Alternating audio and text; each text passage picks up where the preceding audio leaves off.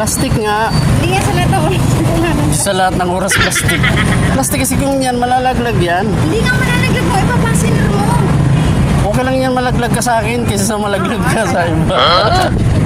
Huwag yung plastic. Kasi pangit yung plastic.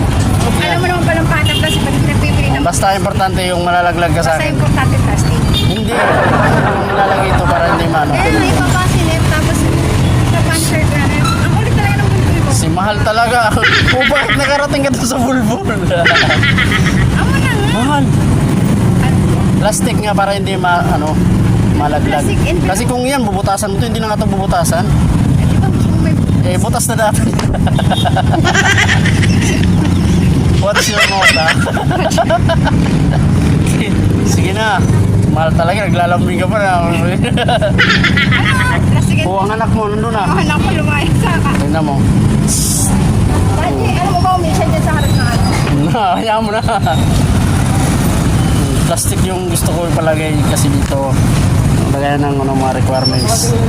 Kasi kung yun malalaglag, bubutasan pa. Kulit talaga nitong asawa ko. Mga idol, oh. Sama dyan, ayas. Sino ba kaman nito? Sino mo nagire? Sino ba kaman nito? Sino mo nagire? Bigay lang. Daig ako dun. Alang naman ako mag-iri niyan. Sige na, papasok ka na dun. Nandito kasi ako mga idol sa tindahan sa kung saan mismo magtatrabaho yung asawa ko. Saji! Ayan, magandang gabi mga idol.